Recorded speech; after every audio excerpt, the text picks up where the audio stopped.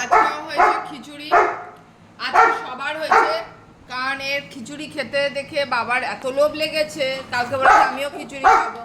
তো বাবা যখন খিচুড়ি খাবে তাহলে আমি আর মা বাদ যাই কেন, আমাদের আর কি করবো, তাই জন্য আমরাও খিচুড়ি খাচ্ছি। আর গুবলু খুব রেগে গেছে, আজকে শনিবার, মাংস নেই, গুবলুর দই ভাত, তাই দেখে গুবলু খুব রাগারাগি করছে, খুবই রাগারাগি বলার না, এত রাগারাগি।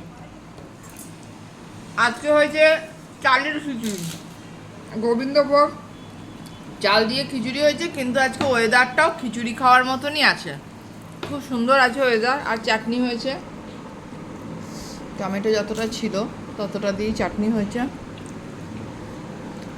কালকে এতদিন পর আগামীকাল ভাত দেব, তো সেটাও একটুখানি সেলিব্রেট করে দিতে হবে, মুখে ভাতের অনুষ্ঠানের মতন।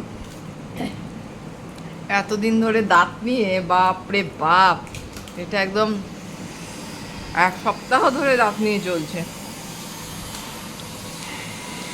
তো চলো, আশেপাশে বাড়িতে কাজ হচ্ছে, মানে এত আওয়াজ। ঠিক হয়েছে খিচুড়ি? কোনো উত্তর নেই। চলো।